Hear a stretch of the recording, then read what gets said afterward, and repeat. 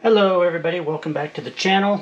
In this video I am looking at DiD's latest release, and that is Luftwaffe ace pilot Adolf Galland. Here he is out of the box. He's wearing his flight pants and a short tunic. He only comes with one uniform, but he does come with quite a few accessories so you can get different looks. In this one, I've got him dressed up in a complete fighter pilot's outfit. Like I said, he's got flight pants, just similar to what we saw in the Marseille figure. He's got these pockets in the front, which have straps in them for holding his flares, but on this figure, the flares also come on a strap, which I'm shown wrapped around the flap of this pocket. He's got additional zip pockets on the side, and he's got a flare gun pocket with a flare gun in it on this side. He comes with the gloves already on his bendy hands, so if you had trouble putting those gloves on, you don't have to worry about that. Like I said, I have him dressed up in a complete flight outfit, so he's got his life vest and his parachute on.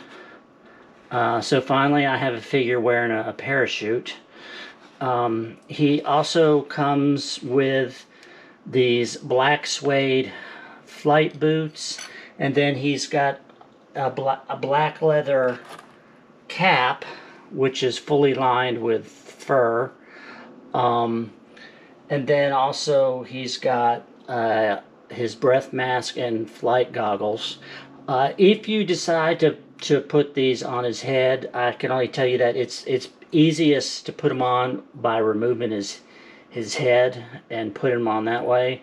Besides these straps, which are these chin straps cross over, and you have to feed them into the buckles on both sides. And then they've got built-in headsets, but instead of a microphone, what the Germans used were these boxes that wrapped around the neck, and they picked up the vibrations when he spoke. And these are all kind of difficult to put on, so like I said, I would take the head off to put all this stuff on.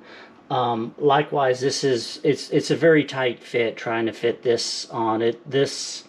His breath mask clips on both sides and then up at the top. So he also comes with a scarf, which they show wrapped around his neck. I chose not to put on one from past experience. It's very hard just trying to fit it on. It just gets too crowded, and two, you won't even see it, so I didn't see the point in it. So he also comes with a leather belt and holster with a little pistol in it, and then this is a compass. He also comes with a small wristwatch with a leather strap.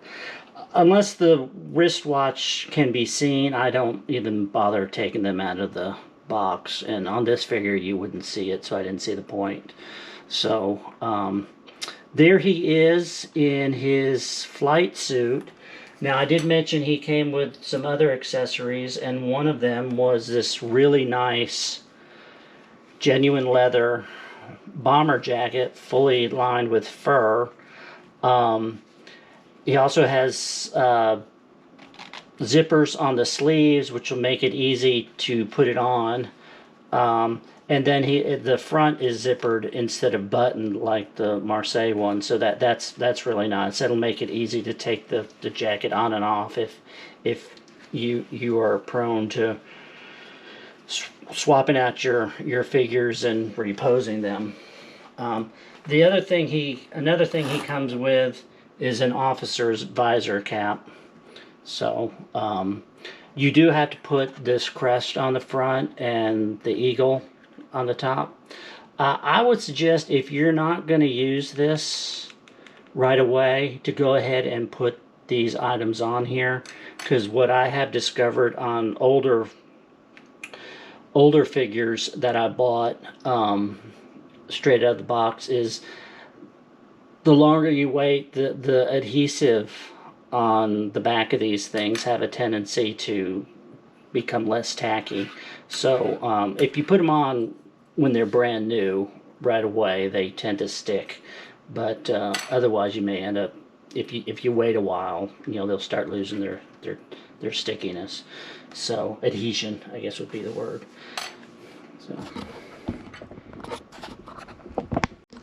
So this is what he looks like in his bomber jacket and officer's visor cap. And I've got his compass looped over this strap in the front of his jacket. You can also see, I've got it pulled apart so you can see his neck award and his collar patches, which also have to be applied on the figure. Another difference on his flight pants as opposed to Marseille, besides the color, is he's got this prominent zipper in the front. It's not hidden by a placket. So, and in this one, I strapped his flares around his boot. He comes with, usually DiD figures come with the bendy hands and one other set of hands, but this guy came with quite a few.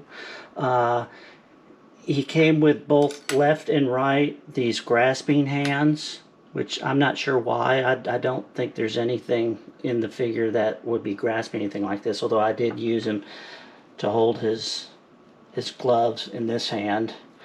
And then he's got two pistol gripping hands where the index finger is slightly different for his right, and then he's got one for his and then one for his left hand. So that's unusual and a nice addition. So there are a few other minor accessories I will get to in a second. So here is a better look at his tunic on this figure. He does not come with these pants or these boots, but looking at historic photos, there's quite a few of them wearing this tunic with Luftwaffe generals breeches and with the white stripe and the boots. These pants are from the Field Marshal Kesselring figure. They were a little bit big for him. That figure is bigger than Galland, but they've got these straps, adjustable straps on the side. I was able to cinch them up. So, and fortunately the tunic hangs down enough that you can't see them. But the other thing I'll point out on this tunic, it's a little bit different from other figures I've seen so far, or this is accurate. He comes wearing the tunic and his white shirt, but he is not wearing his neck order. You have to put that on, and that is a little bit tricky. The tunic, there is a metal hook at the top which brings the collar together, and the best way to get this neck order on is to remove the head so you have enough room to undo that hook, put the head back on, flip the collar up, and then slip the order down over it. The back of the strap on the neck order is elastic, so you can fit him over his head. You need the head on to keep the collar rigid. Put the neck order on, flip the collar back down, and then remove the head so you have the room to reattach the hook at the top at the collar. You also have to, on all of them, you have to put the breast eagle. I made a big mistake. This is too high. It should be further down. I'll see if I can't get a replacement and and fix that. You also have to, put all these badges and so forth on him. They have simple pins on the back. Those pins are not strong enough to pierce the fabric, so I pre-pierce them with a sewing pin. I also found that it's easier to put, if you do it with the tunics off the figure. However, these are actual little tiny buttons. They actually unbuttoned and buttoned fairly easy, especially if you've got one of DiD's button tools, which is indispensable if you're doing this hobby. The other thing I'll also warn you, if you're going to kit bash a figure like I did with this one, well, you can't. His shirt actually has real tiny buttons too, and likewise I had to button all those up, but it wasn't too hard. On some DiD figures, buttoning the buttons is a pain in the ass, but on this one it wasn't that bad. So he also came with this cigar and then a lit cigar, and he also came with a second head sculpt. He's got, the smiling head sculpt, and then this one where his mouth is slightly open. I thought the mouth slightly open just looked kind of stupid, honestly. Their photographs show the cigar in his mouth in both figures, but short of gluing it, I couldn't get the cigar to stay in either one. So I went with the ubiquitous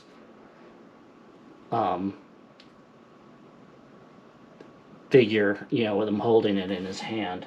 So, but anyway, that is Adolf Galland, fighter ace pilot, from DiD, fairly new figure.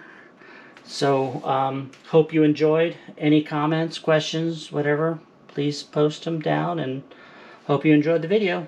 Thank you. So as I was setting up for my next video, I realized I failed to give any biographical data on Adolf here, and a comment I wanted to make on his rank. Adolf started his career in the Luftwaffe as a hang gliding pilot. He also was part of the Legion Condor, which was the German fighter air Luftwaffe group that served in Spain during the Spanish Civil War, where they honed their aerial attacks to devastating effect on the civilian population. And so he is wearing a Spanish award here. He's also got a Iron Cross. This is his pilot's badge, and this, I believe, is a night observer's badge or night pilot's badge. And then he's got his the neck version of the Iron Cross. He is wearing the a general's elaborate epaulets, and then he's got one four-pointed star, which indicates this is a lieutenant general's uniform. He did actually achieve the next level up rank of general. In January of 1945, he had a falling out with Hermann Goering, and he was relieved of his command. After the war, he went to Argentina and became a consultant to the Argentine government on their Air Force. And then after a while, he returned to Germany, where he ran his own business, and then he died in 1996. So he is not wearing a party badge, so I assume he was not a member of the Nazi Party, which, although I can't say that with certainty. But so there you are. Hope you enjoyed it. Thank you.